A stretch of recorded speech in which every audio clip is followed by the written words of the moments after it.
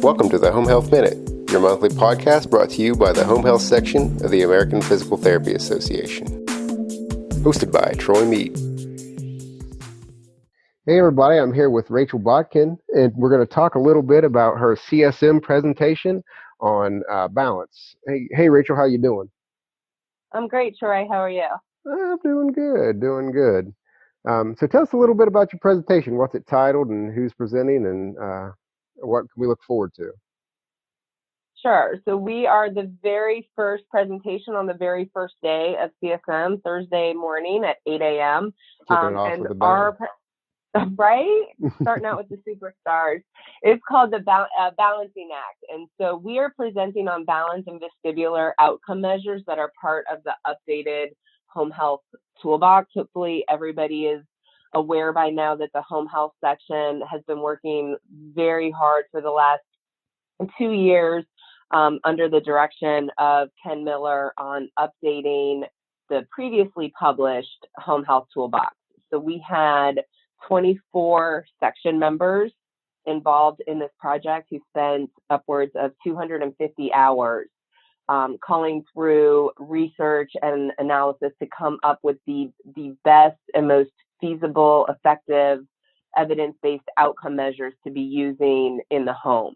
We are going to be presenting a small sliver of that toolbox that relates to balance and vestibular outcome measures.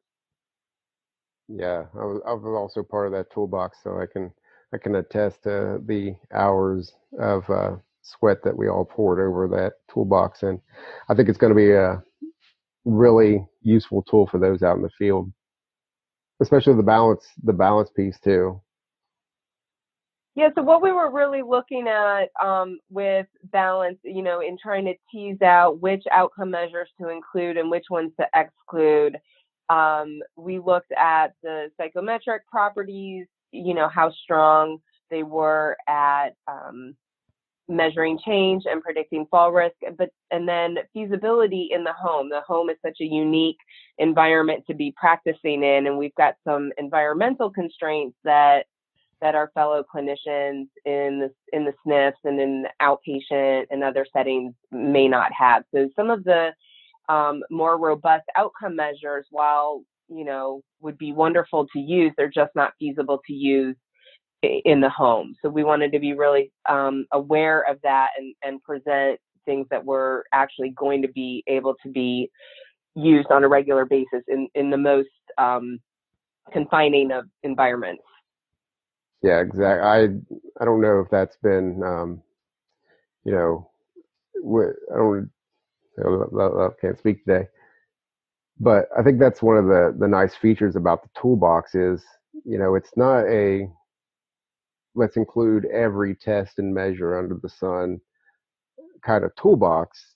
It's let's include the most evidence-based and practical for the home health setting. You're not going to find a lot of tests out there that just aren't practical for you out there in the field. Right. It may be a space issue. We just don't have the amount of floor space to do, a long, large test. And it just may be equipment issues that, we all carry so much stuff already in our treatment bags and in our back seats and trunks of our car. We can't be carrying, portable steps and ramps for inclines and, a lot of different,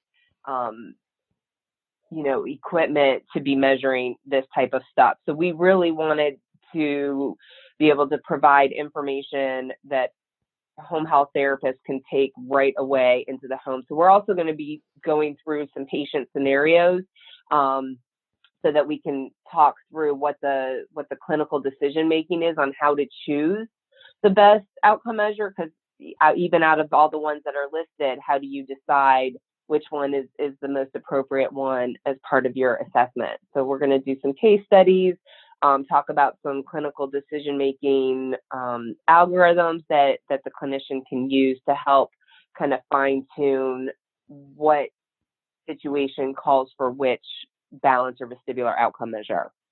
I like that.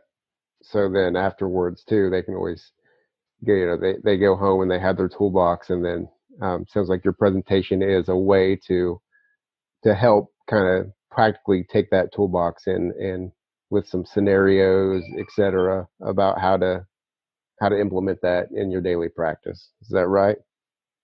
Yeah, absolutely. And then hopefully, down the road, there'll be other, webinars, articles, other opportunities to do a deep dive into the other chapters of the toolbox. I think the toolbox came out at, a couple hundred pages broken down into, multiple chapters looking at, all the domains from gait to strength to frailty to aerobic capacity.